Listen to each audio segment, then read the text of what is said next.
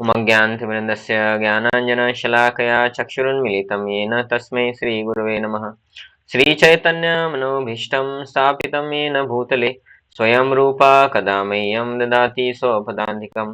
वन्दे अहं श्रीगुरो श्रीयुतपदकमलं श्रीगुरून् वैष्णवां च श्रीरूपं सागरजातं सहगण रघुनाथान्वितं तं सजीवं साद्वैतं सावधूतं परिजनसहितं कृष्णचैतन्यदेवं श्रीराधा कृष्णपादान् सहगण ललिता श्रीविशाखान्वितां च नमो विष्णुपादाय कृष्णपृष्ठाय भूतले श्रीमते भक्तिवेदांत स्वामिनिति नामिने नमस्ते सारस्वते देवे गौरवाणी प्रचारिणे निर्विशेष शून्यवादी पाश्चात्यदेशतारिणे नमो महावदन्याय कृष्ण प्रेम प्रदायते कृष्णाय कृष्ण चैतन्य नामिने गौरतुषे नमः।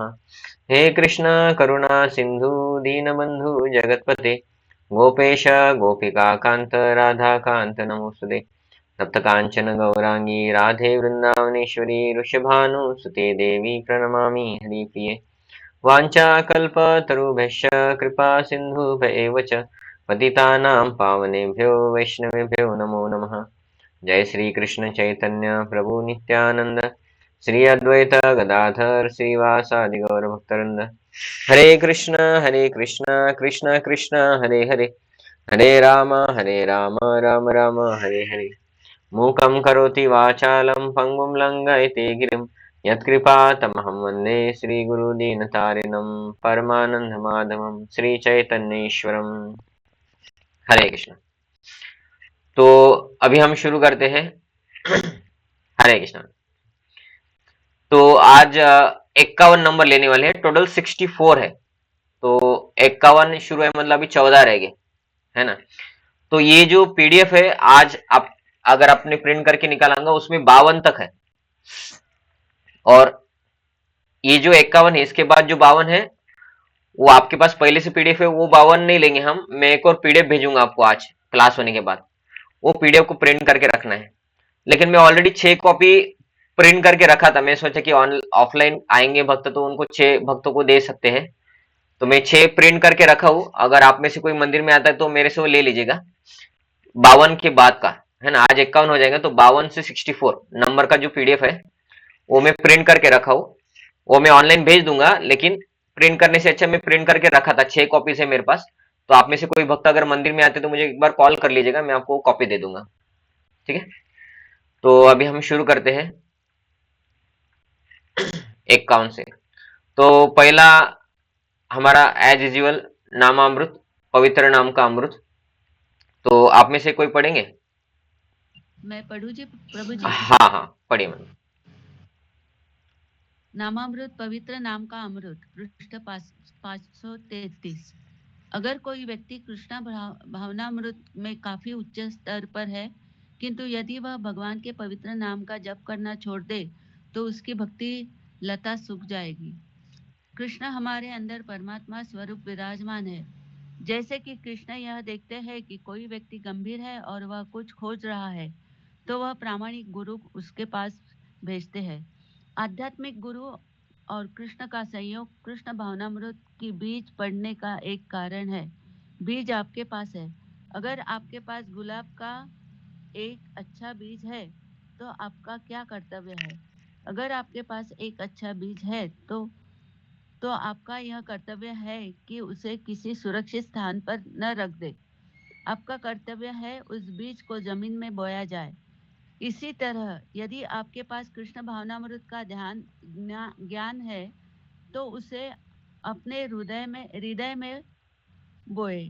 इस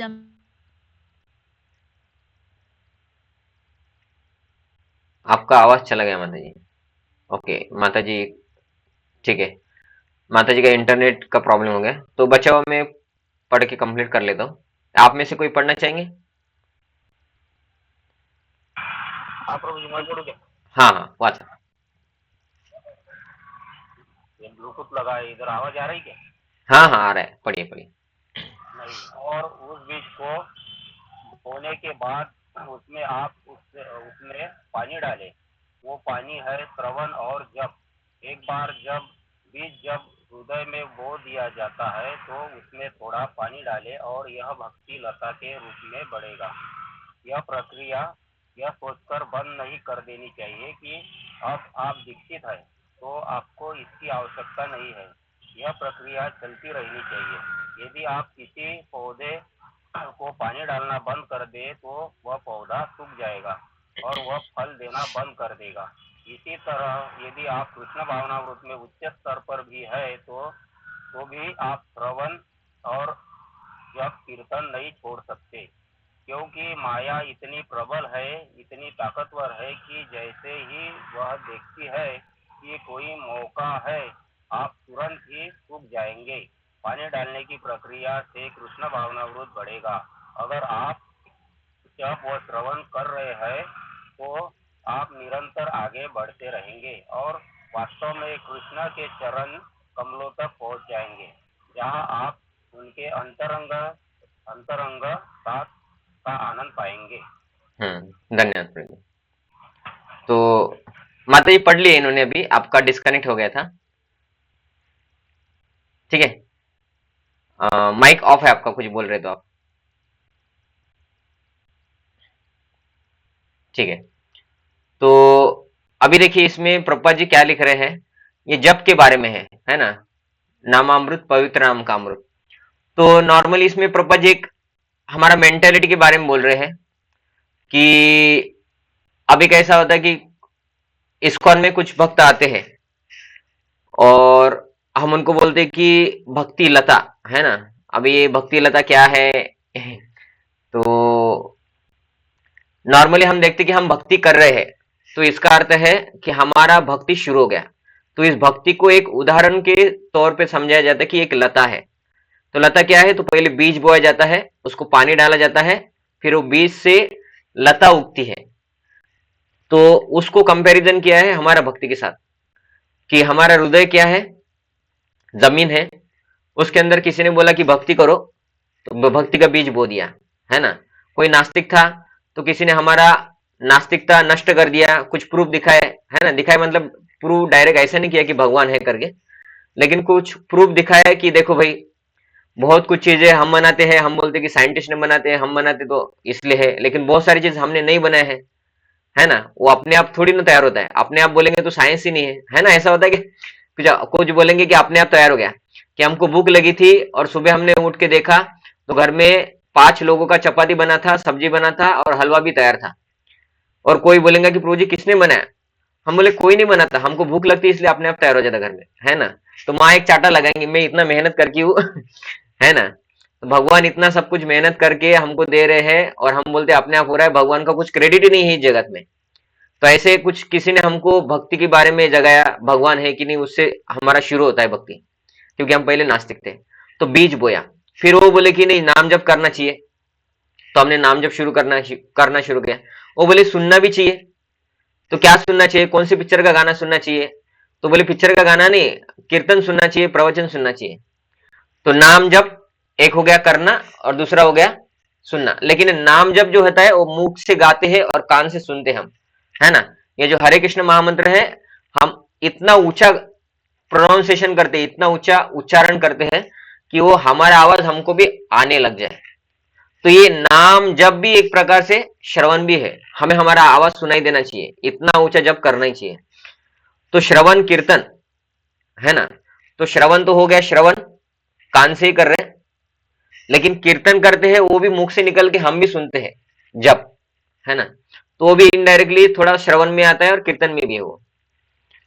तो ये क्या है, किसी भक्त ने हमको भक्त बनाया, ये हो गया हमारे हृदय में बीज बोया। फिर उसने बोला श्रवण कीर्तन करो, मतलब नाम जप करो और प्रवचन सुना करो इस्कॉन के।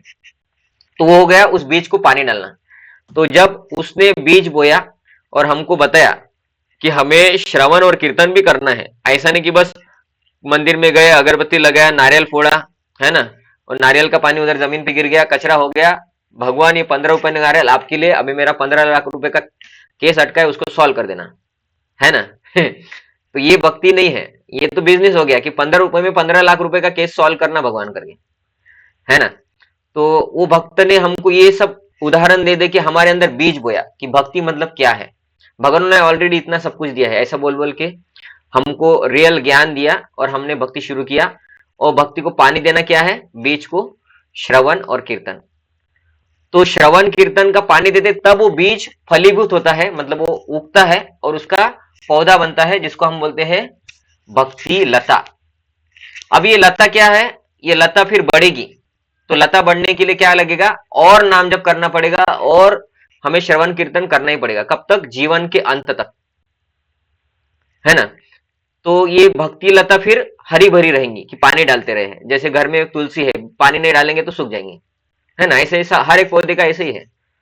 तो अगर हम इस्कॉन में आ गए या किसी संप्रदाय से जुड़ गए, लेकिन हम रोज, है ना, नियमित, जैसे नियमित हम सांस लेते हैं, नियमित हम खाना खाते हैं, नियमित हम व्हाट्सएप देखते हैं, है ना, यूट्यूब देखते हैं नियमित, इसका, है ना, इसका जो नियम है व्हाट्सएप देखना, यूट्यूब देखना, इसका नियम हमारा कभी खंडित नहीं होता है, खाना खाना। वैसे हमें रोज क्या करना है? जप करना है और श्रवण भी करना है, कुछ ना कुछ तो सुनना है भगवान के बारे में। ऐसा करेंगे तो वो भक्ति लता बढ़ेगी बढ़ेगी बढ़ेगी, और वो बढ़ के फिर क्या होगा? वो बढ़ के उस भक्ति लता के पेड़ बन जाएगा। वो पेड़ में फल आएंगे, वो फल है कृष्ण प्रेम। कि आज तक या जीवन के अंत तक हमने जो भजन किया, जितने प्रवचन सुने, उसका कुछ फायदा है क्या प्रभु जी? कुछ भी तो फायदा नहीं हुआ। नहीं, आज नहीं होगा कि आज बीज बोया और पानी दिया, है ना, तो आपको आम खाना है, आपने आम का पेड़ में से बीज लिया, है ना, मतलब आम लेके आए या बीज लेके आए और बीज बोया, तो अगले साल, अभी क्या है? दिसंबर 2025, तो समर में, धूप काले में आम आ जाएंगे, बराबर है ना। अगले साल हमने इस साल अगर बीज बोया तो 2026 के धूप काले में आम आ जाएंगे, बराबर है। एक साल में 6 महीने में आ जाएगा, है ना। तो कुछ फायदा भी तो नहीं हुआ। ये बीज बो के कुछ फायदा होता है कि? फिर कुछ भी फायदा नहीं। तो नहीं। बीज बोई मत, है ना, ऐसा नहीं होता है। बीज बोने के बाद उसको सिंचन करना पड़ता है, उसको फेंसिंग बोलते हैं, है ना, कुंपन करना पड़ता है, प्रोटेक्शन करना पड़ता है। बकरी आके बीज को खा लेंगी, बीज को नहीं खाएंगी, वो थोड़ा पेड़ हो जाएगा तो पेड़ को खा लेंगे। तो बहुत ख्याल रखना पड़ता है। और हमने समझे कि हम 20 साल के हैं तब लगाया पेड़, तो हम जब 40 साल के हो जाएंगे, मतलब 20 साल के बाद फिर उसको आम आने लगेंगे, बराबर है। तो कोई बोलेंगे प्रभु जी 20 साल से बस 20 साल तक के बस पानी डालना है क्या बस, और संरक्षण करना है, आम 20 साल के बाद आएंगे तो फिर क्या फायदा? ऐसा नहीं होता है ना। उसके लिए संयम लगता ही है। वैसे हमारा भक्ति लता है, हमें उसको जप और श्रवण, है ना, ये करते ही रहना है। और एक दिन फिर वो लता पेड़ बनेगी, उसमें आएंगे कृष्ण प्रेम के फल, और हमें भक्ति में बहुत आनंद आएगा। और इसीलिए देखते हैं कि भक्ति में जो भी आता है वो भक्ति छोड़ता नहीं, है ना, वो भक्ति आगे करते ही रहता है और उसको आनंद आते ही रहता है। और सभी बाकी के लोग भी प्रमाण देते हैं। प्रमाण मतलब क्या है? सर्टिफिकेट, कि ये भक्त है, इनका जीवन सुधर गया। हालांकि वो लोग भक्ति नहीं करते, लेकिन उनको समझ में आता है कि नहीं भाई सच में इन्होंने भक्ति किया, इनका जीवन सुधर गया। मतलब क्या है? लोग भी फल देख रहे हैं कि भक्ति करने से लोगों के जीवन में सुधार आ रहा है करके, है ना। तो ये है, प्रभुपाद जी बोल रहे कि वो जो पेड़ का बीज जो लगा है भक्ति लता का, उसको पानी डालते रहना है, श्रवण कीर्तन करते रहना है, उसको छोड़ना नहीं है कि भाई बस हो गया, इतना जब किया हमने 5 साल, है ना, अभी छोड़ दो, ऐसा नहीं है। शंकर कुमार प्रभु जी, आपका कुछ प्रश्न है? आपका हैंड रेज है? ओके, बाय मिस्टेक हो गया हुआ। तो इसलिए अभी एक बार हमने भक्ति शुरू किया, इसका अर्थ ऐसा नहीं कि भाई श्रावण सोमवार आया था तो श्रावण सोमवार में हमने 5 सप्ताह साबूदाना खाया और नॉनवेज खाना छोड़ दिया, दारू पीने वालों ने दारू पीना छोड़ दिया था 1 महीने के लिए, हो गया श्रावण महीना खत्म, कल से फिर दारू पियेंगे, मांस मच्छी खाएंगे, सब कुछ करेंगे, है ना। ये ऐसा नहीं रहता है ना। गणपति आए तो 10 दिन मटन मत लेके आना घर में, है ना, ऐसा रहता है ना लोगों का। 9 दिन है तो 9 दिन चप्पल नहीं पहनेंगे और देवी के रोज दर्शन लेंगे, और बाद में देवी का मूर्ति किसी पेड़ के नीचे रख देंगे, है ना, ऐसा होता है ना। वो फिर देवी बोलती कि 9 दिन तुमने पूजा किया और आप भी मैं धूल खा रही हूँ इधर उधर से। तो ये भक्ति नहीं है। भक्ति है भगवान कृष्ण का हम जो करते हैं, एक दिन जन्माष्टमी है उसी दिन उपास करने का और बाद में कुछ करने का नहीं, ऐसा नहीं है। भक्ति मतलब हर दिन की प्रक्रिया है। हर दिन जैसे खाते हैं, सोते हैं, है ना, मोबाइल देखते हैं, व्हाट्सएप फेसबुक देखते हैं लोग, वैसे हर दिन हमको क्या करना है? भक्ति करते रहना है, कभी छोड़ना नहीं है। श्रवण कीर्तन, ये पौधे को बीज से पौधा बनाने के लिए और उसको पेड़ बन के उसके फल प्राप्त करने के लिए सिंचन बोला जाता है हिंदी में उसको, या संस्कृत में सिंचन। ठीक है, आगे का देखते हैं हम। आध्यात्मिक उन्नति, तो आप में से कोई पढ़िए फिर अभी, कौन पढ़ेंगे?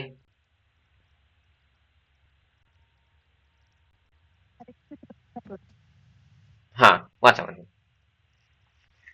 आध्यात्मिक उन्नती, भगवद्गीता एता स्वरूप, अध्याय 18 श्लोक 66। हम्म, सर्वधर्मं परित्यज्य मामेकं शरणं व्रज, अहं त्वा सर्वपापेभ्यो मोक्षयामिषि या शुचः। समस्त प्रकार के धर्मों का परित्याग करो और मेरी शरण में आओ, मैं समस्त पापों से तुम्हारा उद्धार कर दूंगा। डरो मत। भगवान ने अनेक प्रकार के ज्ञान तथा धर्म की विधियां बताई है।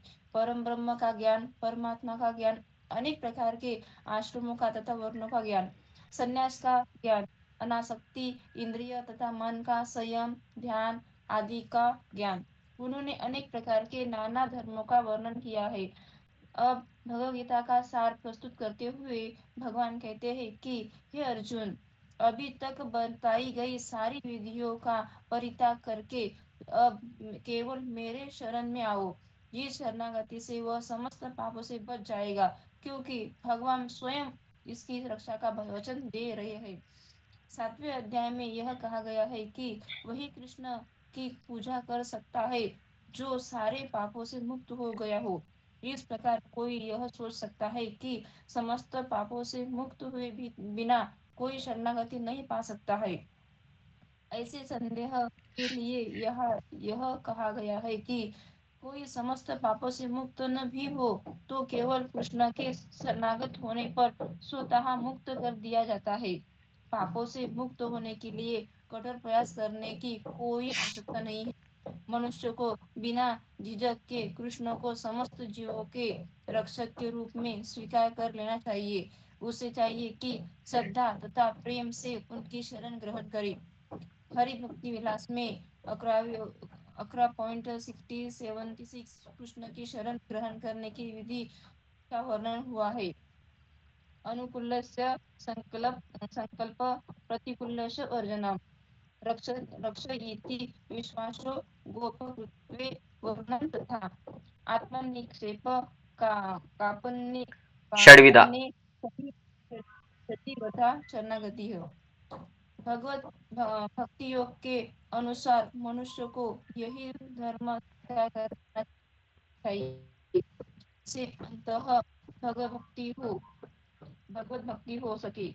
समाज में अपनी स्थिति के अनुसार कोई एक विशेष कर्म कर सकता है, लेकिन यदि अपना कर्म करने में कोई कृष्ण भावनामूर्त तथा नहीं पहुंच पाता तो उसके सारे कार्यकलाप व्यर्थ हो जाते हैं। ऐसे कर्म जैसे कर्म से कृष्ण भावनाओं की पूर्ण अवस्था प्राप्त न हो सके उससे बचना चाहिए। मनुष्य को विश्वास होना चाहिए कि कृष्ण समस्त परिस्थितियों में उसकी सभी कठिनाइयों से रक्षा करेंगे। इसके विषय में सोचने की कोई आवश्यकता नहीं कि जीवन निर्वाह कैसे होगा, कृष्ण आपको संभाल लेंगे। मनुष्य को चाहिए कि वह अपने आप को निसहाय माने और अपने जीवन की प्रगति के लिए कृष्ण को ही अवलंबन समझे। पूर्ण कृष्ण भावनाभूत होकर भगवत भक्ति में प्रवृत्त होते ही वह प्रकृति के समस्त कल्मश से मुक्त हो जाता है।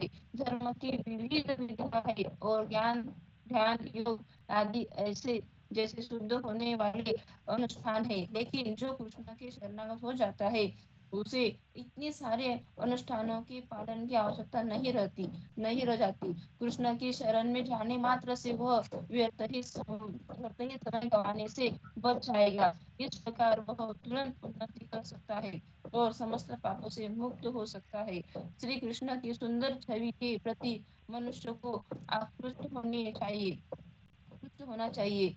उनका नाम कृष्ण इसलिए पड़ा क्योंकि वे सर्वाकर्ष है। जो व्यक्ति कृष्ण की सुंदर सर्वशक्तिमान छवि से आकृष्ट होता है वह भाग्यशाली है।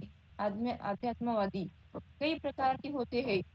कुछ निर्गुण ब्रह्म के प्रति आकृष्ट होते हैं, कुछ परमात्मा के प्रति, लेकिन जो भगवान के साकार रूप के प्रति आकृष्ट होते हैं, इससे भी बढ़कर जो साक्षात भगवान कृष्ण के प्रति आकृष्ट होता है वह सर्वोच्च योगी है।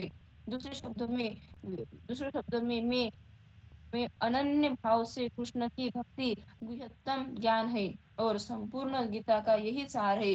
कर्मयोगी, दार्शनिक योगी तथा भक्त सभी आध्यात्मवादी कहलाते हैं, लेकिन इनमें से दार्शनिक योगी तथा भक्त सभी आध्यात्मवादी कहलाते हैं, लेकिन इनमें से शुद्ध भक्त ही सर्वश्रेष्ठ है।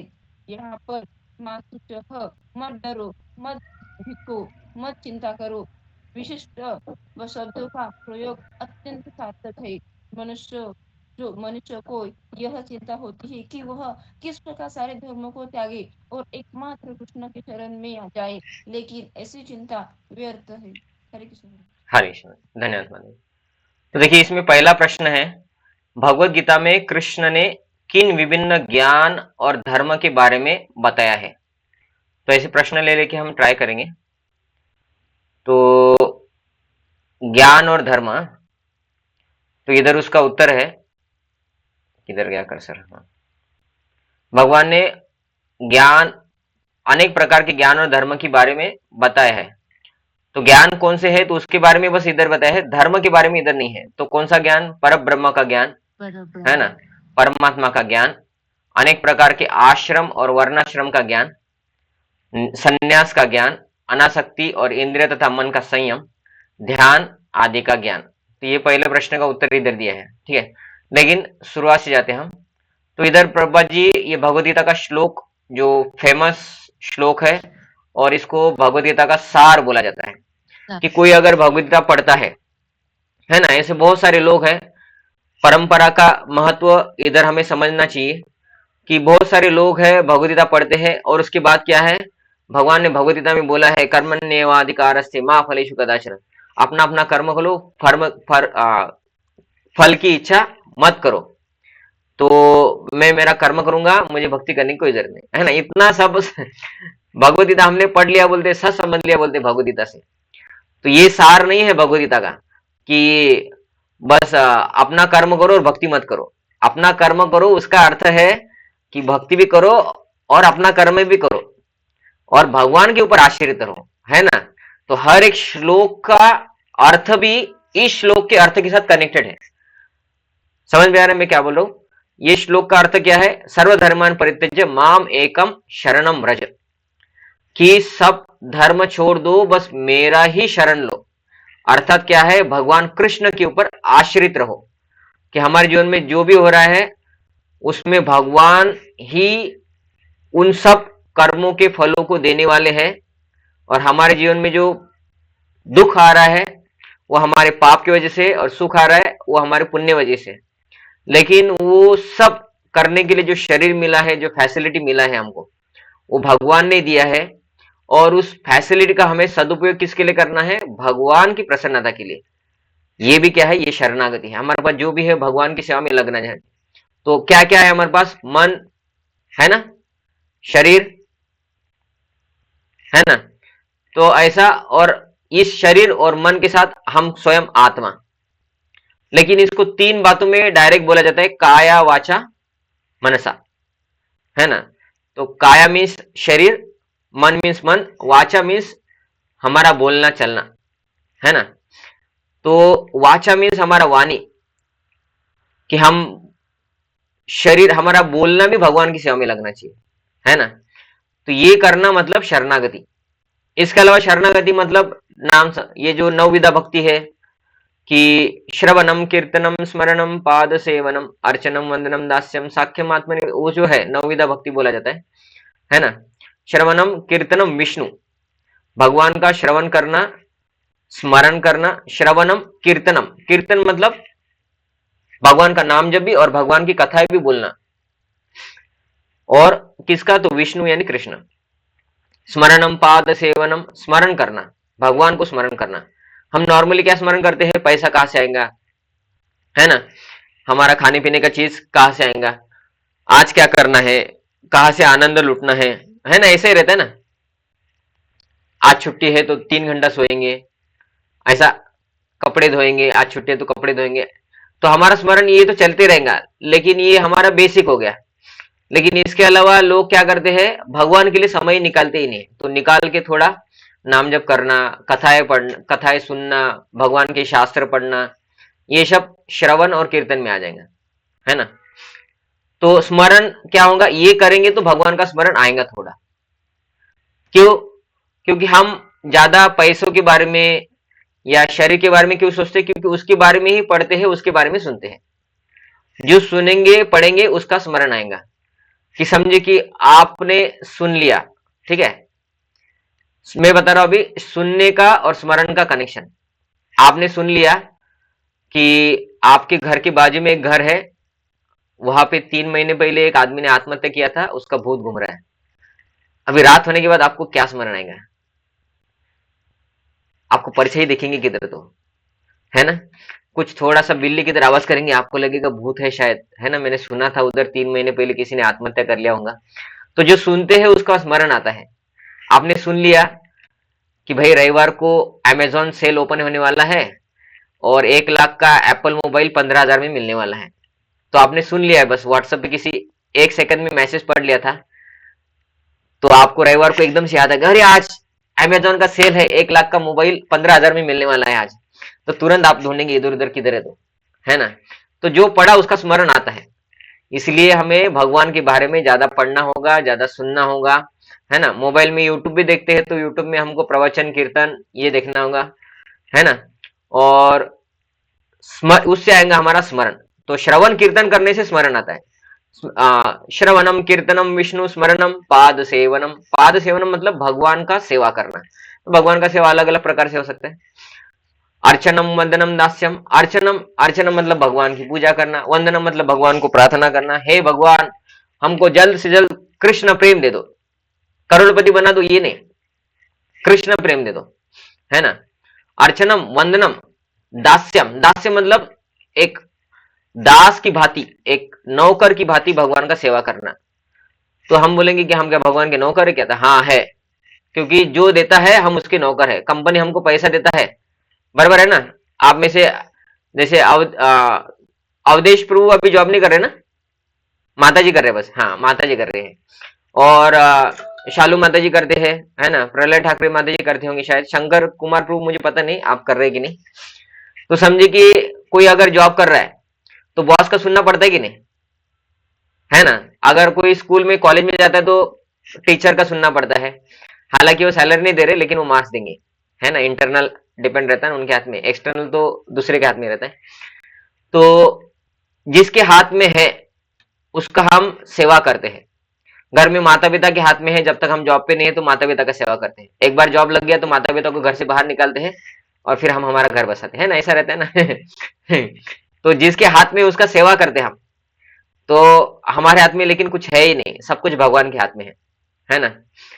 कोई कितना भी जिम मार ले 200 साल 500 साल तक नहीं जी सकता है, कोई कितना भी योगा कर ले 1000 साल नहीं जी सकता है, कोई कितना भी कुछ भी कर ले, डॉक्टर भी हो जाए तो मरना है, आइंस्टाइन भी हो जाए तो मरना है ना। प्रकृति के नियम के ऊपर कुछ नहीं कर सकते हम। कोई कितना भी बड़ा डॉक्टर होगा तो भी कोरोना आ जाएगा, डॉक्टर लोग मर जाएंगे, और सब भगवान के हाथ में है। बूढ़े बाड़े लोग बोलेंगे कौन कौन मरा, वो बोलेगा मैं तो 80 साल को, हमको कुछ हुआ ही नहीं करके, है ना। तो ऐसा है, तो सब भगवान के हाथ में है। तो ये क्या बोल रहा था मैं, अर्चनम वंदनम दास्यम। दास्यम मतलब भगवान का दास के रूप में सेवा करना, क्योंकि हम सब कुछ भगवान से लेके यूज कर रहे हैं, तो हम दासी है। जैसे कंपनी हमको सैलरी देते हैं, हम उनका सेवा करते हैं, दास्यम। साख्यम, अब ये ऊंचा लेवल है। साख्यम मतलब क्या है, भगवान को एक सखा के जैसा प्रेम करना, तो ये थोड़ा ऊंचा लेवल है, इसके ऊपर हम ज्यादा जल्दी नहीं आ सकते हैं। और आत्मनिवेदनम, आत्मनिवेदन मतलब सब भगवान को दे दिया। अभी जैसे बलि महाराज, बलि महाराज पूरे विश्व के एक राजा थे। अभी विश्व मतलब क्या होता है, ब्रह्मांड के थे वो। ब्रह्मांड में 3 स्तर आते हैं। पृथ्वी, हम उसको पृथ्वी बोलते हैं लेकिन इसको बोलते हैं भूमंडल, क्योंकि पृथ्वी के अलावा और भी इस हॉरिजॉन्टल लेवल में बहुत सारा लैंड है, हमको पता नहीं हो, क्योंकि हमको साइंटिस्ट लोगों ने बताया नहीं, क्योंकि उनको पता नहीं है। तो साइंटिस्ट लोगों को पता नहीं है, लेकिन आप अगर रामायण पढ़ेंगे तो हनुमान जी अलग अलग जगह गए थे, है ना। और रामायण में भी वर्णन आता है कि वाली सुग्रीव को मारता था तो सुग्रीव अलग अलग जगह गया, पृथ्वी के बाहर भी गया था वो, अलग अलग जगह। वो हॉरिजॉन्टल लेवल में है, उसको भूमंडल बोलते हैं। और भूमंडल के नीचे 7 लोक है, भूमंडल के ऊपर 6 लोक है। तो नीचे है आताल, पाताल, वितल, तलातल, सुतल, महातल, रसातल, पाताल, इतने 7 लोक हैं। और पृथ्वी के ऊपर है जनलोक, महरलोक, सत्यलोक और स्वर्ग, ऐसे अलग अलग ऐसे 6 है। ये 14 भुवन है। उन 14 भुवन के राजा थे बलि महाराज। लेकिन भगवान आए, उनको उनके गुरु ने बोला कि ये भगवान है, इसको प्रॉमिस मत करना, ये पूरा ले लेंगे तुम्हारा। वो बोले भगवान है और अगर मांगने आए तो मैं पूरा देने को तैयार हूं, और दे भी दिया, है ना। जब भगवान ने बोला कि भाई मेरे को 3 पाव जगह दो, तो बोले ले लो, और भगवान ने 2 पाव में सब कुछ ले लिया। फिर भी वो नहीं बोले, कभी नहीं बोले कि आपने चीटिंग किया करके। वो बोले ठीक है, आपने ले लिया, आपने दिया था, आपने ले लिया, कोई बात नहीं, है ना। तो आत्मनिवेदन मतलब सब कुछ भगवान के चरणों में समर्पित कर दिया, इसको बोलते आत्मनिवेदन। तो साख्यम आत्मनिवेदन, अभी वो स्तर हमारे लिए थोड़ा कठिन है, लेकिन पहला हम कर सकते हैं। श्रवणम कीर्तनम कर सकते हैं ना, स्मरणम, पाद सेवनम, अलग अलग प्रकार की सेवा, तो ये सब करना, इसको बोलते शरणागति। ये शरणागति बताने के लिए मैं ये सब आपको फिर से एक बार बताया। तो ये जो भगवान बोल रहे सर्वधर्मान परित्यज्य माम एकम शरणम, शरण मतलब भगवान के लिए ये श्रवणम कीर्तन होना चाहिए। लेकिन सर्वधर्मान परित्यज्य का अर्थ क्या है? सर्वधर्मान परित्यज्य का अर्थ होता है कि अभी हमें बाकी के सभी देवी देवता का पूजा करना बंद करना है। और ये कोई इस्कॉन वाले नहीं बोल रहे, ये भगवत गीता का श्लोक है, भगवान स्वयं बोल रहे हैं। हम बोल रहे क्या भगवत गीता इस्कॉन वाले ने लिखा है ना। तो इस्कॉन वालों ने नहीं लिखा है, ये भगवत गीता स्वयं भगवान ने बोला था, और स्वयं भगवान ने व्यास रूप में लिखा है ना। व्यास रूप में भगवान आए और उन्होंने सभी शास्त्र लिख दिए हैं, और भगवान ने ये लिखा हुआ शास्त्र है। तो सर्वधर्मान परित्यज्य मतलब बाकी किसी भगवान की पूजा मत करो, मेरा ही करो। मेरा ही करो कहा बोला है? माम एकम शरणम, मेरा अकेले का शरण लो, भगवान कृष्ण स्वयं बोल रहे हैं। ऐसा करने से हमको क्या फायदा होगा? बोलते अहम त्वाम सर्व पापेभ्यो, तुम अलग अलग देवी देवता के पास इसलिए जा रहे हो क्योंकि तुमको सुख चाहिए, दुख से मुक्ति चाहिए। तो मेरा शरण लो, मैं तुमको दुख से मुक्ति देने का प्रॉमिस देता हूं। ये बस भगवत गीता में प्रॉमिस किया है कि मैं तुम्हें सभी दुखों से मुक्त कर दूंगा, है ना। तो ये भगवान का प्रॉमिस है भगवत गीता में। और भगवान इधर बोल रहे हैं, कोई दूसरा व्यक्ति नहीं बोल रहा है, इस्कॉन वाले नहीं बोल रहे, सर्व पापेभ्यो क्या है? मोक्ष, सभी पापों से तुम्हें मोक्ष दूंगा, ऐसा भगवान दे रहे। तो ये शरणागति मतलब क्या है? माम एकम शरणम, तो ये मैं आपको बताया। सर्वधर्मान परित्यज्य में आपको बताया, सभी अलग अलग देवी देवता की पूजा करने की जरूरत नहीं है। भगवान कृष्ण क्या बोलते हैं? माम एकम मतलब मेरे अकेले की शरण लो, बाकी किसी की शरण लेने की जरूरत नहीं है। तो मैं क्या करूंगा? अहम मतलब मैं करूंगा, तो आप मतलब आपका, सर्व पापेभ्यो मोक्ष, सभी पापों से आपको मुक्ति दूंगा। और मां शुचो, डरो मत कि आप दूसरे भगवान का पूजा नहीं करोगे तो भी, अरे कुल देवत है उनका पूजा नहीं करोगे तो कुपित हो जाएंगी, कुछ नहीं होता है। वो देवी देवता को पता है कि भगवान कौन है। हम अगर भगवान कृष्ण की भक्ति करते तो वो आशीर्वाद देते हैं, ऐसा होता है। तो इधर भगवान ने क्या बताया है? ज्ञान, पर ब्रह्म का ज्ञान बताया कि भगवान कृष्ण बोलते हैं कि मैं ही पर ब्रह्म हूं। अर्जुन भी बोलते हैं कि पर ब्रह्म परम ज्ञान पवित्रम परमं भगवान पुरुषम शाश्वतम दिव्यम आदि देवम अजम विभु। तो पर ब्रह्म भगवान कृष्ण है, ये इसमें आया है। परमात्मा का ज्ञान, और वो पर ब्रह्म भगवान कृष्ण है, वही परमात्मा भी है, ये भी आया है। भगवान स्वयं बोले हैं कि सर्वस्य चाहम हृदि सन्निविष्टो मत्त स्मृतिर्ज्ञानम अपोहनम च। तो सभी के हृदय में मैं, भगवान कृष्ण बोलते हैं, मैं रहता हूं सभी के हृदय में परमात्मा बन के। कोई और भगवान का आपको पता है? किसी शास्त्र में किसी ने बोला है कि मैं भगवान हूं और मैं सभी के हृदय में रहता हूं? किसी शास्त्र में नहीं, क्योंकि वो है ही नहीं है ना। तो बाकी लोगों को भगवान थोड़ा बोला जाता है, जैसे नारद को भगवान बोला जाता है, सुखदेव गोस्वामी को भगवान बोला जाता है, मतलब ये बहुत श्रेष्ठ लोग हैं। तो वैसे शंकर जी को भगवान बोला जाता है, ब्रह्मा जी को भगवान बोला जाता है। लेकिन रियल भगवान कौन है? भगवान है कृष्ण, और वही सबके हृदय में रहते हैं। ये है प्रूफ भगवान का। बाकी कोई हृदय में नहीं रहता है। नारद जी सभी के हृदय में नहीं रहेंगे, ब्रह्मा जी नहीं रहते हैं, शंकर जी नहीं रहते हैं, भगवान कृष्ण भगवद गीता में बोले मैं सबके हृदय में रहता हूँ। भागवतम में भी भगवान ने बोला कि भगवान कृष्ण ही सभी के हृदय में रहते हैं परमात्मा बन के, है ना। तो परमात्मा का ज्ञान मिला है, भगवत गीता में भगवान ने दिया है। अनेक प्रकार के आश्रम और वर्णों का, आश्रम मतलब ब्रह्मचारी, गृहस्थ, वानप्रस्थ, संन्यास, इन आश्रमों का ज्ञान है भगवत गीता में। वर्ण, वर्ण मतलब ब्राह्मण, क्षत्रिय, वैश्य, शूद्र, इन 4 वर्णों का ज्ञान है। संन्यास का ज्ञान है वो आगे के 18वें अध्याय में आता है संन्यास के बारे में। अनासक्ति और इंद्रिय तथा मन का संयम, मतलब अनासक्ति मतलब डिटैचमेंट, कि किन चीजों से डिटैच होना चाहिए, जो हमारे भौतिक आसक्ति का कारण है उन चीजों से डिटैच होना चाहिए। विरक्ति, है ना, अनासक्ति। इंद्रिय और मन का संयम, ये तो सबके लिए बहुत इंपॉर्टेंट है। छोटा बच्चा हो, है ना, या जवान कोई स्त्री पुरुष हो, या बूढ़े माता पिता हो, है ना, माता पिता बन जाते ना बूढ़े, मतलब बूढ़े लोग हो, सबके लिए मन और इंद्रिय संयम बहुत इंपॉर्टेंट है। वो कैसा करना है वो भगवद गीता में भगवान ने बोला है। ध्यान किसका करना है वो भी भगवान ने बताया है ना। मन मनाभो मत भक्तो, मेरा ही मनन करो, मेरा ही ध्यान करो, आदि का ज्ञान उन्होंने दिया है।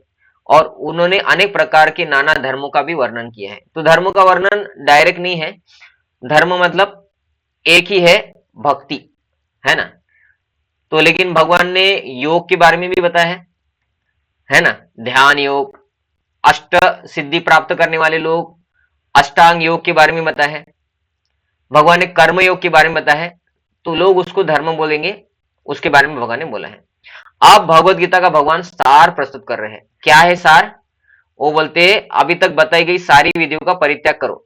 आपको कोई कर्म योग नहीं करना है, कोई ध्यान योग नहीं करना है, अष्टांग योग भी नहीं करना है। आप क्या करना है? मेरा शरण लेना है बस, है ना। अब केवल मेरी शरण में आओ। तो जो इंपॉर्टेंट रहता है हम आखिरी में बताते हैं ना, तो भगवान ने इसलिए सबसे आखिरी में बताया। ये 18वें अध्याय में, 18 टोटल अध्याय है, उसमें आखिरी अध्याय में भगवान ने बोला है कि सब छोड़ दो, है ना, इधर उधर का पीछे मत पड़ो, मेरा बस शरण लो।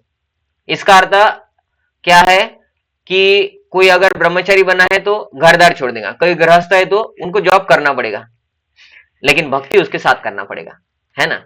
सब छोड़ दो का अर्थ क्या है कि हमें हमारा कर्म भी करना है और भक्ति भी करना है, लेकिन भक्ति के लिए समय निकालना, ये हो गया शरणागति।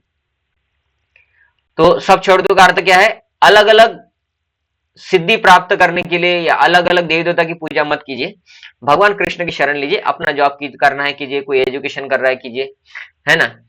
तो अपना जो कर्म है, क्योंकि गृहस्थ लोग है तो बिना पैसे का घर नहीं चलेगा। वो तो हम साधु है तो मंदिर में आके रहते हैं तो हमारा मंदिर में सब कुछ हो जाता है, लेकिन गृहस्थ लोग मंदिर में नहीं रहते, उनका घर, वो घर में रहते हैं, उनको फैमिली रिलेशनशिप वो सब करना पड़ता है, तो इसलिए उनको उनका कर्म करना है। तो सर्वधर्मान परित्यज्य का अर्थ क्या है कि जो बेसिक कर्म है, पैसे कमाना, खाना पीना, सोना, ये जो हमारा रहता है, आहार निद्रा भय मैथुन, वो करना है, उसके साथ भक्ति करना है। भगवान क्यों बोल रहे हैं ऐसा? लेकिन क्योंकि बहुत बार क्या होता है, लोग बोलते कि हम गृहस्थ है, हमारा कर्म क्या है? हमारा कर्म है कि कंपनी में जाना, 12 घंटा सेवा करना या 14 घंटा करना, जितना ज्यादा हो उतना पैसे कमाना, फिर घर में आना, फिर टीवी देखना, फिर बच्चों को स्कूल में से आए होंगे तो उनका होमवर्क करना, उनका थोड़ा लाल पैड करना, खाना खाना, टीवी देखना, सो जाना, सुबह उठने का, बच्चों को स्कूल में छोड़ने का, फिर से कंपनी में जाने का, पैसे कमाने का, शाम को आ गए थक भाग के, खाना खाएंगे, टीवी देख के सो जाएंगे, फिर से सुबह उठेंगे, बच्चों को स्कूल में छोड़ेंगे, कंपनी में जाएंगे, 12-14 घंटा काम करेंगे, है ना, शाम को थक के आएंगे, बच्चों के साथ थोड़ा खेलेंगे, खाना खाएंगे, सो जाएंगे। हम ये जो कर रहे हैं यही भक्ति है, यही कर्म है, ये हमारा कर्म। हम गृहस्थ है ना, तो हम हमारा कर्म कर रहे, कर्म करने से हमें मुक्ति मिल जाएगा। ऐसा होता है क्या? ये कहा बोला, किसी शास्त्र में बोला ऐसा? ऐसा किधर नहीं बोला है ना। तो ये जो समझ है लोगों की, ये गलत समझ है। भगवान ने जो बोला है कर्मण्येवाधिकारस्ते मा फलेषु कदाचन, इसका अर्थ क्या है कि हम जॉब कर रहे, ये कर रहे, वो कर रहे, उसका रिजल्ट के ऊपर आसक्त मत हो। कि आप जॉब करो लेकिन बॉस अगर सैलरी नहीं देता है तो इच्छा मत करो, उसको जाके बोलो मत कि हमारा सैलरी नहीं हुआ करके। ये बोला है भगवान ने भगवद गीता में। इसका कोई पालन करता है? इसका कोई नहीं पालन करता है ना। वो बोलते भक्ति मत करो बोला है करके। तो ये गलत धारणा लोगों की है। हमको पता है, बोलते भगवद गीता में क्या है, कुछ पता नहीं है। जब तक आचार्यों से परंपरा में आने वाले भक्तों से नहीं सुनते, हमको किसी भी ज्ञान का सही आत्म साक्षात्कार नहीं होता है और ज्ञान भी नहीं मिलता है। तो सही अंडरस्टैंडिंग क्या है कि हमें भक्ति रोज करना है, लेकिन भौतिक जो श्रम करते हैं, भौतिक जो काम करते हैं, उसके फल से आसक्त मत हो। ये बोला है कर्मण्येवाधिकार से। भक्ति मत करो ऐसा थोड़ी बोला है। लोग उसका ट्रांसलेशन क्या करते हैं कि हम हमारा कर्म कर रहे हैं, हम रोज कंपनी में जाते हैं या कुछ जॉब करते हैं, है ना, या कोई बूढ़ा होगा, रिटायर होगा, हाँ हम दादा दादी बन गए, बच्चों को संभालते हैं, टीवी देखते हैं, खाना खाते हैं, और ये दर्द है वो दर्द है उसका गोलियां लेते हैं, सोते हैं दिन में, रात को टीवी देखते हैं, खाना खा के फिर सो देते हैं, हो गया हमारा कर्म। ऐसा थोड़ी बोला है। उसके साथ भक्ति करना है। कंपनी में जाने वाले लोगों को सुबह समय निकाल के, रात को समय निकाल के थोड़ा भक्ति करना है। जो रिटायर्ड है उनको दिन भर सेवा नहीं रहता है, तो उसके हिसाब से वो मैनेज कर सकते हैं, अपना समय निकाले। जो स्टूडेंट है उनको कॉलेज का टाइम, स्कूल का टाइम मैनेज करके समय निकालना है। तो बैलेंसिंग है ना। बैलेंसिंग क्या है? Material life, spiritual life. कि भौतिक जीवन, स्टूडेंट को जॉब वालों को अलग अलग मटेरियल लाइफ है ना, और वानप्रस्थ का अलग मटेरियल लाइफ है। तो उनको उनका मटेरियल भी करना है, लेकिन भक्ति सबको साथ में करना है। सबको माला करना है, सबको भगवान के बारे में कथा सुनना है, श्रवण करना है, सेवा करना है। ये हो गया बैलेंसिंग। तो भगवान ने ये बोला है ना, श्रवण सर्वधर्मान परित्यज्य। लेकिन सबसे बड़ा सर्वधर्मान परित्यज्य का अर्थ है बाकी किसी भगवान के ऊपर आश्रित मत रहो, पैसे के ऊपर भी मत रहो, मेरे ऊपर ही रहो, है ना। यही है शरणागति। तब हम पापों से मुक्त हो जाएंगे और भगवान के धाम जाएंगे। लेकिन इसमें आगे प्रभुपाद जी एक और बोलते हैं कि 7वें अध्याय में भगवान ने एक बात बोली थी। क्या बात बोली थी? ए शाम तो अंतगतम पापम यना नाम पुण्य कर्म नाम ते द्वंद्व मोह निर्मुक्त भजन्ते माम दृढ़व्रता। ऐसा एक श्लोक भगवान ने बोला था कि जो सारे पापों से मुक्त हो गया है वही मेरा भक्ति कर सकता है। तो ये बोलेगा अरे प्रभु जी हम तो पापों से मुक्त नहीं हुए, हमारा कुछ ना कुछ पाप होते ही रहता है, तो फिर हम भक्ति नहीं करेंगे, पाप ही करते रहेंगे। ऐसा बोला है भगवान ने? ऐसा नहीं बोला है भगवान ने। भगवान क्या बोले? सर्वधर्मान परित्यज्य। मतलब आपके पाप अगर नहीं है, मुक्त नहीं हुए, तो भी टेंशन मत लो, मेरी शरण लो, मैं तुम्हारे पाप मुक्त कर दूंगा। ये दूसरा अंडरस्टैंडिंग प्रभुपाद जी इधर लिख रहे हैं, है ना। क्योंकि सर्वधर्मान परित्यज्य का अर्थ क्या होता है कि सब कुछ छोड़ दो, मेरी शरण लो, मैं तुम्हें पापों से मुक्त कर दूंगा। इसका अर्थ क्या है कि अभी हम पाप मुक्त नहीं हुए तो भी भक्ति करना है। लेकिन 7वें अध्याय का श्लोक क्या बोल रहा है? जब तक कोई पाप मुक्त नहीं होता है तब तक वो भक्ति अच्छे से नहीं कर सकता है। तो कोई बोलेगा ठीक है प्रभु जी हमने भगवद गीता में पढ़ा है और हम तो पाप करते इसलिए हम भक्ति नहीं करेंगे। ये नहीं है। भगवान ने आखिरी में जो बोला उसको भी समझो, है ना, कि 18वें अध्याय के 66 श्लोक नंबर में भगवान ने क्या बोला कि आप पापी भी होंगे तो भी मेरा ही शरण लो, बाकी किसी धर्म के पीछे मत पड़ो, है ना। बहुत सारे अलग अलग धर्म लोगों ने तैयार करके रखे हैं जो भगवान कृष्ण की भक्ति के बारे में नहीं है। और बहुत सारे धर्म तो निराकारवादी है और बहुत सारे धर्म नास्तिकता है। लेकिन धर्म के नाम पे अलग अलग संप्रदाय लोग चला रहे, बोलते नॉनवेज भी खाए तो भी चलेगा, बस एक दिन मत खाया करो। ये कौन सा धर्म है? कौन से धर्म में बताया? कौन सी शास्त्र में बोला है ना। दारू पिया तो चलता है, नॉनवेज मत खाओ, नॉनवेज खाया तो चलता है, दारू मत पियो। ऐसे ऐसे भी लोग प्रचार कर रहे हैं, अलग अलग संप्रदाय बना के। पता है ना आपको, नागपुर में भी है ना। कुछ लोगों का ऐसा है, हाँ हमारे गुरु ने बोला है ऐसा, एक दिन प्रवचन सुना करो, एकादशी करने की जरूरत नहीं है, एकादशी दिन भी खाया करो तुम, है ना, पूजा मत करो। ये सब नास्तिकता है। बहुत सारे धर्म है वो बोलते विग्रह सेवा मत करो, है ना, विग्रह सेवा करने से पाप लगता है। ये गलत अंडरस्टैंड। विग्रह सेवा करने से पाप कैसे लगेगा, है ना। फॉर एग्जाम्पल मुस्लिम धर्म है, क्रिश्चियन धर्म है, वो क्या बोलते हैं कि विग्रह सेवा करने से पाप लगता है, इसलिए हमारा धर्म क्या है? निराकार। इसको बोलते हैं तामसिक धर्म। मतलब धर्म को अधर्म समझना, अधर्म को धर्म समझना। नॉनवेज खाया तो चलता है, विग्रह सेवा से पाप लगता है, मुसलमान का फिलोसॉफी। बराबर है ये? बराबर है क्या? नॉनवेज खाने से चलता है, विग्रह सेवा करेंगे तो पाप लगेगा। ये है मुसलमान धर्म, क्रिश्चियन धर्म। हमारा धर्म क्या है? नॉनवेज खाने से पाप लगेगा, विग्रह सेवा करना चाहिए, पाप मुक्त हो जाओगे, है ना। अभी तो प्रभु जी हिंदू में भी आ रहे परमात्मा ये हा मला माहित आहे, म्हणून मी नाव नाही घेतलं त्यांचं. तो वो अभी जो प्रभु जी ने नाम लिया परमात्मा एक, वो ऐसा धर्म है नागपुर में, है ना। तो वो लोग बोलते कि दारू छूट गई भाई हमारे लड़के की, मटन लेकिन खाता है, उससे सेहत बनती है, कोई बात नहीं है, हमारे इसमें चलता है ना। ये काय का धर्म है ना। तो ऐसे बहुत सारे लोगों ने किया है। तो भगवान इधर ये भी बोल रहे कि ये सब धर्म छोड़ दो, ये अलग अलग संप्रदाय छोड़ दो सब, है ना। जितना भी संप्रदाय है ऐसे गलत, जो एकादशी करने के लिए लोगों को नहीं बोलते हैं, विग्रह सेवा करने के लिए नहीं बोलते हैं, है ना। तो ऐसे सभी धर्म को छोड़ दो, भगवान कृष्ण का धर्म है इस्कॉन, इस्कॉन में आ जाओ, ऐसा बोल रहे हैं। हरे कृष्ण। तो भगवान इधर क्या बोल रहे हैं, आप अगर पापी भी होंगे तो भी मेरा ही शरण लो। आगे हरि भक्ति विलास से और एक प्रभा जी इधर लिख रहे, भगवान ने बोला है डरो मत, है ना, डरो मत, आप पापी भी होंगे तो भगवान कृष्ण का शरण लो, हम पाप मुक्त हो जाएंगे।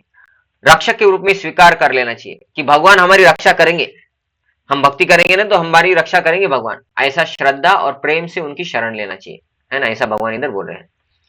आगे प्रभा जी हरि भक्ति विलास से एक श्लोक कोट कर रहे हैं, उसमें वो बोल रहे अनुकूल्य से संकल्प प्रतिकूल्य से वर्जनम रक्षति इति विश्वासु गोपतुप्ते वर्णम तथा आत्मनिक्षेप कार्पण्य षड्विधा शरणागति। तो शरणागति में आपको जो 9 प्रोसेस बताया, उसके अलावा ये 6 प्रोसेस भी है शरणागति में, उसको बोला जाता है षड्विधा शरणागति, 6 प्रकार का शरणागति।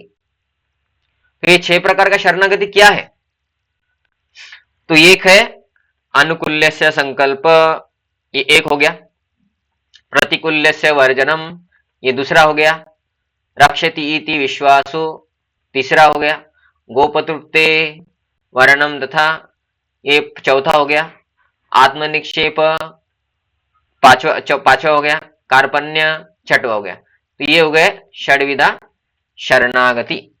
ये 6 प्रकार का शरणागति इधर बोला है, लेकिन ये है क्या, ये तो संस्कृत शब्द हो गए। अनुकूल्य से संकल्प, संकल्प लीजिए भक्ति के लिए जो अनुकूल है उसको हम करेंगे, हमको अच्छा लगे ना लगे लेकिन हम उसको करेंगे। माला अच्छा लगता नहीं है लेकिन करेंगे, सुबह उठ के नहीं कर, अच्छा सुबह उठना अच्छा नहीं लगता लेकिन सुबह उठेंगे, रात को जल्दी सोना अच्छा नहीं लगता लेकिन जल्दी सोएंगे। अनुकूल्य से संकल्प, पिक्चर देखना अच्छा लगता है, सॉरी भगवान की कीर्तन अच्छा नहीं लगता है तो भी हम करेंगे, ये हो गया अनुकूल्य से संकल्प। प्रतिकूल्य से वर्जनम, जो प्रतिकूल है वर्जन, उसको त्याग दो, कि पिक्चर देखना बहुत अच्छा लगता है ना, चाय पीना बहुत अच्छा लगता है, लहसुन प्याज बहुत अच्छा लगता है, या किसी को दारू पीना, नॉनवेज खाना, बाहर के लोगों को, अभी तो हम सब भक्त बन गए तो आप तो ये सब कुछ नहीं करते, लेकिन जो बाहर के लोग हैं उनके लिए तो प्रतिकूल है, लेकिन पिक्चर देखना, है ना, ये वो गर्लफ्रेंड बॉयफ्रेंड, ये भक्ति के लिए अनुकूल नहीं है, ये प्रतिकूल है। तो उसको क्या करना है, भक्ति में आने के बाद प्रतिकूल्य से वर्जनम, उसको छोड़ना पड़ेगा। पिक्चर देखना और बाहर का खाना खाना भी प्रतिकूल है भक्ति के लिए, क्योंकि वो मेंटेलिटी हमारे दिमाग में घुस जाता है कि क्या जरूरत है भक्ति का, अरे इतना भक्ति करने की क्या जरूरत है। बाहर के लोगों का मेंटेलिटी वो है, वो उनके हाथों से जो खाना बनाते हैं तो उनके हाथों से वो अन्न में उनका मेंटेलिटी उतरता है कि हमको पैसा कमाना है, हमको एंजॉय करना है, एंजॉय करना है, और हम उनके हाथ का खाते हैं, हमारे अंदर भी वही धारणा आती है। तो इसलिए बाहर का खाना खाना भी रोकना पड़ेगा, ये है प्रतिकूल, भक्ति के लिए प्रतिकूल। तो वर्जनम, उसको छोड़ना पड़ेगा। अनुकूल्य से संकल्प, प्रतिकूल्य से वर्जनम। अगर इतना सब कुछ करेंगे तो प्रभु जी हमारी रक्षा कैसे होगा, तो रक्षति इति विश्वासो, विश्वास कीजिए कि भगवान के लिए अगर हम इतना सब कुछ कर रहे हैं तो भगवान हमारी रक्षा करेंगे, है ना। इसको बोला जाता है रक्षति इति विश्वासो, रक्षा करेंगे भगवान हमारा। हम लहसुन प्याज नहीं खा रहे लेकिन हमारा भगवान रक्षा करेंगे, हम चाय नहीं पी रहे लेकिन भगवान हमारा रक्षा करेंगे, है ना। अदरक का काढ़ा बना के पी सकते हैं ठंडी में, चाय नहीं होगा तो भी, है ना। ऐसा नहीं कि भी ठंडी आ गई फिर मुझे गर्म तो कुछ पीना चाहिए, तो गर्म दूध पी सकते हैं, गर्म अदरक का काढ़ा बना के पी सकते हैं, कोई बात नहीं। और अगर आपको चाहिए तो आपको पता भी होगा, नहीं पता तो मैं बता देता हूँ, बहुत बड़ा राज, इस्कॉन में हर्बल टी और हर्बल कॉफी भी मिलती है, वो भी आप पी सकते हैं, लेकिन वो हर्बल है इसलिए पी सकते हैं, उसमें टॉक्सिन्स नहीं है, मतलब वो जो रहते इंटॉक्सिकेशन रहता है ना, नॉर्मल टी मीन्स इंटॉक्सिकेशन, तो वो ये जो हर्बल टी हर्बल कॉफी है वो इंटॉक्सिकेशन नहीं है, उससे आदत नहीं लगता है ना, इसलिए वो चलता है। तो रक्षति इसी विश्वासो, भगवान के लिए इतना सब कुछ करने के बाद भगवान हमारी रक्षा करेंगे, ये विश्वास होना चाहिए। ये है तीसरा पॉइंट, कि आप में से कितने लोग को अगर हम बोले कि आप घर छोड़ दीजिए और बॉर्डर पे जाके रक्षा कीजिए भारत देश की, तो हमें अच्छा लगेगा क्या? ओके, माता जी जाएंगे क्या? तो लेकिन बहुत सारे लोग बोलेंगे नहीं प्रभु जी वो बहुत, है ना। लेकिन जो लोग वो करते हैं उनके लिए उनका गवर्नमेंट, हमारा गवर्नमेंट कितना कुछ करता है ना। वो अगर मर जाए तो उनको कुछ पदक मिलता है ना, और उनको कितना फैसिलिटी रहता है, उनको सैलरी भी बहुत बड़ा रहता है, उनको कंसेशन रहता है, कैंटीन्स रहता है, उसमें बहुत कम प्राइस में उनको खाने पीने का इक्विपमेंट्स मिलते हैं। बाहर 15,000 में फ्रिज मिलता होगा, उधर 10,000 में उनको मिल जाता है। गवर्नमेंट उनके लिए इतना सारा फैसिलिटी करता है ना। मर जाए, गवर्नमेंट जॉब पे कोई है वो मर जाए तो उनके बेटे को अगर क्वालिफाइड है तो जॉब मिल जाता है ना। तो रक्षति ईश्वासु, गवर्नमेंट के ऊपर लोग इतना भरोसा रख के इतना सब कुछ कर रहे है ना। तो भगवान बोलते उतना थोड़ा भरोसा हमारे ऊपर भी रखो, है ना, क्योंकि हम सुप्रीम गवर्नमेंट है। अगर ये गवर्नमेंट जो है, जो पूरा पॉलिटिक्स से भरा हुआ है, इसके ऊपर इतना सारा विश्वास है तो हम तो सुप्रीम गवर्नमेंट है। प्रलय आने के बाद इधर का गवर्नमेंट नष्ट हो जाता है, लेकिन हम रहते ही हैं बोलते, है ना। तो ये जो सुप्रीम गवर्नमेंट है वो तो रक्षा 100% करेंगे, क्योंकि बॉर्डर पे जाने वाला आदमी मर जाए तो गारंटी नहीं दे सकता कि अगले जन्म में मनुष्य जन्म मिलेगा। लेकिन भगवान बोलते मेरे लिए अगर आपने ये सब कर लिया तो मैं गारंटी दे दो अगले जन्म में मनुष्य जन्म मिलेगा। भगवान इसके साथ एक्स्ट्रा गारंटी देते हैं, बोनस के साथ। सुचि नाम श्रीमताम गे है योग भ्रष्ट भी जाए थे। कोई अगर भक्ति कर रहा है मर गया तो अगले जन्म में मैं उसको सुचि नाम ब्राह्मण कुल में जन्म दूंगा, श्रीमताम श्रीमंत घरात जन्म देना है ना। ये है सुप्रीम गवर्नमेंट का प्रॉमिस, है ना। फायदे, गवर्नमेंट जॉब के फायदे, कि अगले जन्म में हम अगर इस जन्म में सुप्रीम गवर्नमेंट का सेवा करते हैं भगवान कृष्ण का, तो अगले जन्म में हमको करोड़पति घर में जन्म मिलेगा, और वो भी भक्त रूप में। तो फायदा है कि नहीं है ना। तो भगवान बोल रहे रक्षति विश्वासु, इसमें विश्वास रखिए कि भगवान रक्षा करेंगे, है ना। निगेटिव नहीं है, सब पॉजिटिव है। गोपदुप्ते वर्णम, और ये भी है रक्षा के बारे में है। अभी इसमें ज्यादा डिटेल नहीं जाएंगे क्योंकि हमारा समय हो गया। आत्मनिक्षेप मतलब भगवान के लिए सब कुछ अर्पण करना। कार्पण्य मतलब एकदम नम्रता के साथ प्रयत्न करना। तो इसमें ये है 6 प्रकार की शरणागति। आगे प्रभुपाद जी लिखते हैं कि भगवत भक्ति में प्रवृत्त होते ही वह प्रकृति के समस्त कल्मश से मुक्त हो जाता है। मतलब सभी पाप करने की जो इच्छा है उससे मुक्त होता है। ये बस भक्ति में पॉसिबल है, बाकी किसी भी देवी देवता का पूजा करने से ये नहीं होता है। मैं क्या बोला आपको समझ में आया कि अगर कोई भक्ति करता है तो उनके अंदर जो पाप करने की वृत्ति है वो नष्ट हो जाती है। लेकिन ऑन द अदर हैंड अगर हम किसी और देवी देवता की पूजा करते हैं और पाप भी कर रहे हैं तो वो पाप करने की वृत्ति नष्ट नहीं होती है, थोड़ी देर के लिए बंद हो जाएंगी और बाद में वो वृत्ति फिर से आ जाती है और वो लोग पाप करते हैं। इसलिए हर श्रावण सोमवार को लोग दारू छोड़ते हैं और उससे पहले और उसके बाद में शुरू करते हैं। पता है आपको, है ना। और वही नवरात्रि वाले लेडीज और जेंट्स के साथ होता है, और गणपति बिठाने वालों के साथ भी वही होता है कि अभी आज से गणपति बैठने वाले हैं, अभी 10 दिन हमारे घर में अंडे मांस मच्छी नॉनवेज दारू कुछ नहीं आएगा, है ना। अभी जो भी आएगा वो 11वें दिन आएगा, है ना। तो इतना सब कुछ करने के बाद क्यों ये गलत आदतें नहीं छूट रही है। पाप करने की वृत्ति, लोगों को ठगने की वृत्ति, पैसा कमाओ ये वृत्ति, है ना। इतना सब कुछ अगर लोग कर रहे, इतना सब आध्यात्म कर रहे, लोग इधर उधर जाते हैं, तो ये पैसे कमाने की वृत्ति कम क्यों नहीं हो रही है लोगों की। अध्यात्म वो लोग उन भगवान के लिए अपना जीवन समर्पित क्यों नहीं कर पा रहे हैं। क्यों लोग आज भी एक दूसरे को तकलीफ दे रहे हैं, क्योंकि उनके अंदर पाप करने की वृत्ति मेंटेन है, इतना अध्यात्म करने के बाद भी इंडिया में। तो ये भक्ति करने के बाद फिर क्या होता है अलग, भक्ति करने के बाद हमारे जीवन में एक सुधार होता है कि भगवान हमारे काम वासना मतलब क्या होता है कि एंजॉयमेंट करना, एंजॉयमेंट करने के लिए लोग पाप करते हैं। तो भगवान हमारे काम वासना को कम करते हैं, जितना मात्रा में जितना इंटेंसली हम भक्ति करेंगे उसके हिसाब से। और काम वासना कम होने की वजह से, हमारी गलत इच्छाएं कम होने की वजह से हम पाप नहीं करते हैं और हम अच्छा व्यक्ति बनते हैं कि हम दूसरे को तकलीफ नहीं देंगे, क्योंकि हमको समझ में आने लगता है कि हम दूसरे को तकलीफ देंगे तो हमको भी तकलीफ होने वाला है। तो ये फिलॉसफी बाकी धर्म में नहीं है। देखिए आपने भी ये फिलॉसफी इस्कॉन में आने के बाद बहुत अच्छे से समझा होगा कि जैसी करनी वैसी भरनी, ऐसा सुना है लेकिन बहुत अच्छे से समझा नहीं है। कि ऐसा करने से ऐसा होगा हमारे जीवन में। आगे अगर नॉनवेज खाओगे तो अगले जन्म में हमको मुर्गा बनना पड़ेगा, और इस जन्म में जिसने हमको खाया वो अगले जन्म में हमको खाएगा। तो ये जो फिलॉसफी हमारे जीवन में हमने सुना भी होगा, लेकिन भक्ति करने के बाद ये फिलॉसफी हमारा दृढ़ होता है, पक्का हो जाता है कि नहीं भाई अभी हमें आज से ये सब छोड़ना है करके। तो इस्कॉन में आने के बाद क्यों हो रहा है? क्योंकि ऑथराइज संप्रदाय है। भक्ति में हम भगवान का जो नाम जप कर रहे हैं, भगवान कृष्ण से आया हुआ नाम जप है, उससे हमारा चेतना जागृत होता है, हमारा सद्विबुद्धि जागृत होता है, और हमारा काम वासना जो पाप करने का वृत्ति है वो नष्ट हो जाता है। इसको बोलते कल्मश।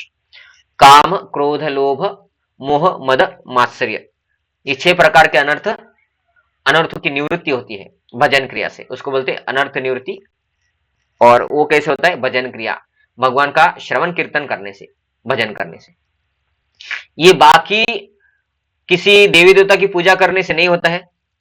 फॉर एग्जाम्पल, रावण ने किसका पूजा प्राप्त करके शक्ति प्राप्त की थी? किसका पूजा प्राप्त करके की थी? रावण, कुंभकर्ण, शिव जी की। शिव जी, ठीक है। और कोई बोलेगा किसकी? है ना, शिव जी की प्राप्त किया था, ब्रह्मा जी से प्राप्त किया था, हिरण्यकशिपु ने ब्रह्मा जी से किया था। ऐसे बहुत सारे सभी जितने राक्षस है वो अलग अलग देवी देवता की पूजा करके शक्ति प्राप्त किए, और फिर बाद में उनका पाप करने का वृत्ति बढ़ा या कम हुआ? बढ़ गया ना, बढ़ा है ना, बढ़ा। तो इसका अर्थ क्या है? देवी देवता की पूजा करने से काम करने की वृत्ति जो पाप वासना है वो कम नहीं होता है, लेकिन भगवान कृष्ण की करने से होता है ना। तो उदाहरण क्या है? ध्रुव महाराज, वाल्या कोड़ी जो वाल्मीकि बन गए। वाल्मीकि क्या थे? वाल्या कोड़ी थे। रत्नाकर ऐसा नाम था, रत्नाकर डाकू, है ना, डाकू थे। नारद मुनि है, नारद मुनि को लूटने का प्रयत्न कर रहे थे, लेकिन नारद मुनि के पास एक बस वीणा था, है ना, और नारद मुनि को लूट भी नहीं पाए। वो बोले मुझे लूटने से क्या होगा, तुमको भुगतना पड़ेगा, बोले ये सब कुछ जो पाप किया है। नारद मुनि बोले मेरे को थोड़ी रत्नाकर डाकू बोला मेरे को थोड़ी भुगतना पड़ेगा, मैं मेरे परिवार के लिए कर रहा हूं ये पाप, उनको भी थोड़ा थोड़ा भुगतना पड़ेगा, मैं थोड़ा भुगतूंगा, बराबर है ना। नारद मुनि बोले हाँ हाँ हाँ, ऐसा नहीं होता है, बोलते तुमको भुगतना पड़ेगा, तुम कर रहे तो। पूछ क्या हो? बोले थोड़ा घर पे कौन कौन तुम्हारे साथ नरक आने के लिए तैयार है? बोले तुम मेरे को फंसा रहे हो, मैं घर पे पूछने चला जाऊंगा, तू फिर एकदम भाग जाओगे, मैं तुमको लूट नहीं पाऊंगा। नारद मुनि बोले मुझे बांध दो पेड़ को और घर जाके पूछ के आ जाओ। तो बोले ठीक है। फिर नारद मुनि को उधर पेड़ से बांध दिया, घर जाके बोले पति पत्नी को सॉरी अपने पत्नी बच्चों को बोले कि मैं तुम्हारे लिए इतना पाप कर रहा हूं, तो उससे मुझे पाप लग रहा है, तो उसकी वजह से मुझे नरक जाना पड़ेगा, बहुत भुगतना पड़ेगा, लेकिन ये मैं तुम सबके लिए कर रहा हूं, तो तुमको भी थोड़ा थोड़ा उसके लिए भुगतना पड़ेगा, तुम लोग तैयार हो ना? तो पत्नी बच्चे बोले हम क्यों भुगते, तुम्हारा रिस्पॉन्सिबिलिटी पैसा लाने का, वो तुम कौन से मार्गों से लाएंगे वो तुमको भुगतना पड़ेगा, हम थोड़ी भुगतेंगे। तो नारद मुनि का जो बोला था वो वाल्मीकि जो रत्नाकर डाकू थे उनको समझ में आया, हाँ भाई अपना किया हुआ पाप हमको ही भुगतना है, हालांकि हम पाप बहुत सारा करते कि हमको ये करना है, 7 पीढ़ियों को खाएंगे, इतना कम कमा के रखना है, लेकिन फिर बाबा हमको भुगतना पड़ेगा, अभी क्या करे। नारद मुनि नारद मुनि को उन्होंने बांध के रखा था, उनके पास चले गए, उनको छोड़ दिया। अरे भाई साधु पुरुष आपने मुझे बताया, धन्यवाद। मेरे घर वाला कोई भी उनके लिए मैं पाप कर रहा हूँ, लेकिन तैयार नहीं मेरा पाप को थोड़ा भोगने के लिए, मैं क्या करूं? बोले कोई बात नहीं, अभी बस भगवान का नाम जप करो, नाम जप करने से तुम्हारी पाप वृत्ति नष्ट हो जाएंगी, पाप भी नष्ट हो जाएंगे। तो रत्नाकर डाकू बन गया वाल्याकोड़ी या रत्नाकर डाकू बन गए वाल्मीकि, है ना। और इससे पहले मैं कौन सा उदाहरण दिया था? ध्रुव महाराज की इच्छा थी बहुत बड़ा राज्य प्राप्त करने की, वो चले गए उधर, उनकी इच्छा मर गई, बोले कुछ नहीं चाहिए हमको बस आपका भक्ति दे दो, बस खत्म, है ना। तो ऐसे बहुत सारे भक्त हैं या बहुत सारे लोग हैं। मुरारी नाम का एक शिकारी था, वो पशुओं को मार के आधा मार देता था और तड़पने के लिए छोड़ देता था कि ये तड़प तड़प के मरेगा, लेकिन नारद मुनि ने उनको बोला ये ऐसा नहीं करना चाहिए, उसके बाद वो भक्त बन गए, फिर वो चींटी को भी नहीं मारते थे। तो भक्ति करने से लोगों का पाप करने का वृत्ति नष्ट होता है, ये प्रूफ है। और बाकी देवी देवता का करने के बाद भी लोगों का नहीं हो रहा है, ये तो हम आज भी देख रहे हैं, है ना। और आज भी हम देख रहे हैं कि भक्ति में आने से पहले हम में से भी कुछ भक्त कुछ ना कुछ पाप कर रहे होंगे, भक्ति में आने के बाद तो छूट गया सब, लेकिन वही अलग अलग देवी देवता का कर रहे थे तो छूटा क्या? नहीं छूटा। तो ये इधर प्रभुपाद जी लिख रहे हैं कि प्रकृति के समस्त कल्मश से वो मुक्त हो जाता है। और क्यों कृष्ण का नाम कृष्ण है? क्योंकि कृष्ण बहुत सुंदर है और मनुष्य को आकृष्ट अट्रैक्ट करते हैं, इसलिए भगवान का नाम है कृष्ण। आकर्षित इति कृष्ण, कृष्ण मतलब आकर्षित करना, कर्षित, कृष्ण ऐसा, इसलिए भगवान का नाम है कृष्ण। जो व्यक्ति बहुत सुंदर है, सर्वशक्तिमान छवि से आकृष्ट होता है, वो भाग्यशाली है। मतलब हम भगवान के तरफ आकर्षित हो रहे हैं तो हम बहुत भाग्यशाली हैं। तो इसमें और आगे प्रभुपाद जी क्या लिख रहे हैं कि अलग अलग प्रकार के योगियों के बारे में भगवान ने बोला है, लेकिन उसमें सबसे बड़ा योगी है भक्ति योगी। कहां पे लिखा है? कोई बता सकता है कौन से अध्याय में लिखा है कि भक्ति योगी सर्वश्रेष्ठ है? कर्म योग, ज्ञान योग, ध्यान योग ये नहीं करना है, भक्ति योगी करना है। कहां पे लिखा है? तो 6वां अध्याय है भगवत गीता का, उसका आखिरी श्लोक है, 47 श्लोक है। उसमें भगवान बोलते हैं योगिनाम अपि सर्वेषां मद्गतेन अंतरात्मना श्रद्धावान भजते यो माम समे युक्त तमो मतः। युक्त तमो मतः मतलब ये सबसे सर्वोत्कृष्ट योग है। कौन सा योग है? तो बोलते योगिनाम अपि सर्वेषां, सबसे बड़ा योगी कौन सा है?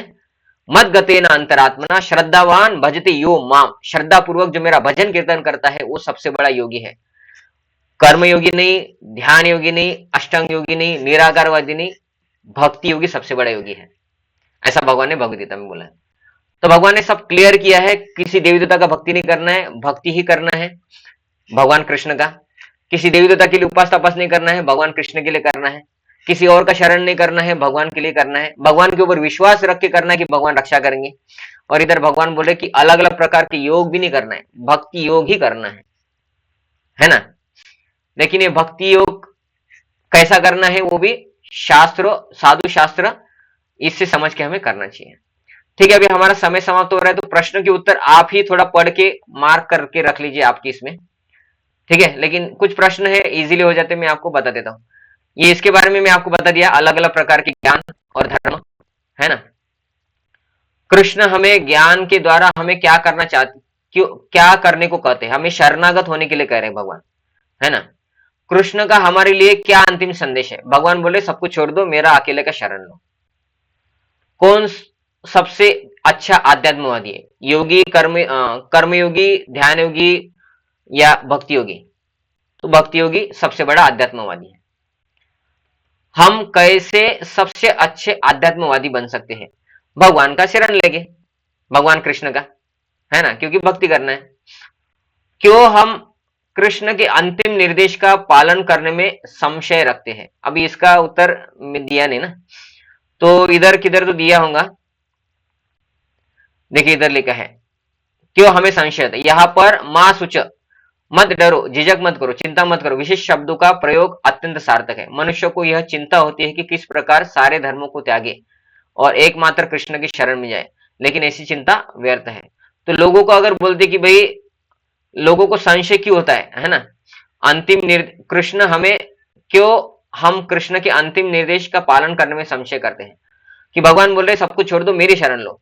हमको क्या लगता है, नहीं वो हम तो शंकर जी के भक्त है, अभी हम अगर इनका भक्ति करेंगे तो शंकर जी नाराज हो जाएंगे, या हमारी कुलदेवत तो तुळजा भवानी है ना, ऐसा लग रहता है ना महाराष्ट्र में लोगों का, हमारी देवत तुळजा भवानी है, हम अभी कृष्ण का भजन करेंगे तो तुळजा भवानी नाराज हो जाएंगे। ये लोगों का संशय रहता है, लेकिन ऐसा कुछ नहीं है। हम पहले साईं बाबा के लिए भजन करते थे, अभी कृष्ण का करेंगे, साईं बाबा नाराज हो जाएंगे। गजानन महाराज का फोटो रखा था हमने, हम गुरुवार को शेगांव जाते थे, अभी नहीं जाएंगे तो गजानन महाराज श्राप दे देंगे। ये लोगों का डर रहता है। भगवान क्या बोल रहे, डरो मत, वो सब मेरे सेवक है, मैं उनको बता दूंगा, व्हाट्सएप एसएमएस कर दूंगा कि अभी आज से ये भगवान कृष्ण का भक्त बन गया है, तो अभी ये आज से आपके मंदिर में नहीं आएगा, ये कृष्ण के मंदिर में आएगा, ठीक है, हरे कृष्ण, ऐसा भगवान उनको व्हाट्सएप एसएमएस कर देंगे। तो भगवान बोले डरो मत, क्योंकि लोगों का ये संशय रहता है कि मैं पहले उस भगवान का कर रहा था, अभी मैं कृष्ण का करूंगा तो भगवान नाराज तो नहीं हो जाएगा। हमारे ऑल्टर में पिंड है ना, शंकर जी का पिंड है, वो क्या है, दुर्गा देवी है, और बहुत सारा रहता है ना, किसी महाराज का फोटो रहता है, ये रहता है, वो रहता है, अभी लोगों ने नए नए भगवान भी बना लिए हैं कलयुग में, है ना, क्योंकि फैक्ट्री आ गई ना लोगों के पास। अभी पहले फैक्ट्री नहीं थी तो भगवान कम बनते थे।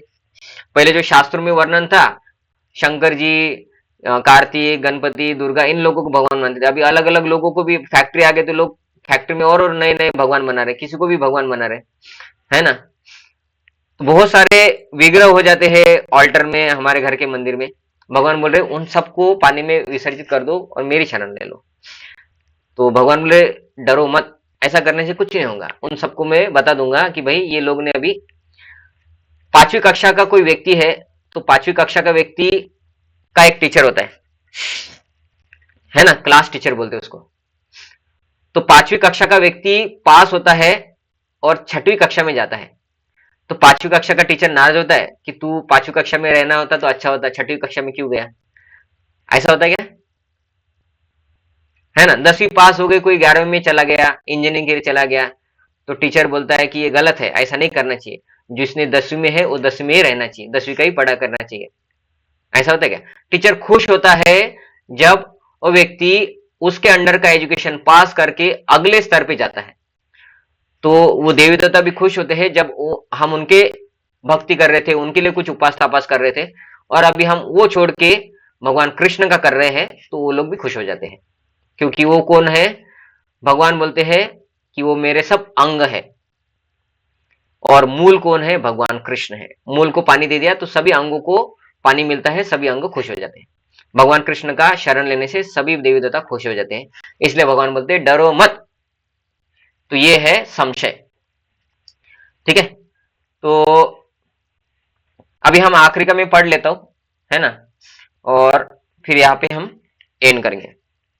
तो ये जो है ये चैतन्य चरितामृत के एक कैरेक्टर है जिनका नाम है वासुदेव दत्त, ठीक है, उनके बारे में है।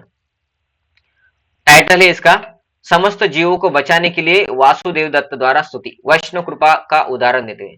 मतलब ये समस्त जीवों को बचाने के लिए वासुदेव दत्त ने क्या प्रार्थना की थी। हम प्रार्थना करते खुद के लिए कि हमारा उद्धार कर लो, नागपुर में बहुत सारे लोगों को भक्त बना दो, इतना हम थोड़ा कर सकते हैं, लेकिन वासुदेव दत्त क्या प्रार्थना किए उसके बारे में ये इधर दिया हुआ है। तो वासुदेव दत्त की प्रार्थना के बारे में इधर वर्णन है। वासुदेव दत्त ने चैतन्य महाप्रभु से कहा, चैतन्य महाप्रभु कौन है, भगवान कृष्ण। भगवान कृष्ण को क्या बोल रहे हैं, हे महाप्रभु, आप तो समस्त बद्धात्माओं का उद्धार करने के लिए ही अवतरित होते हैं।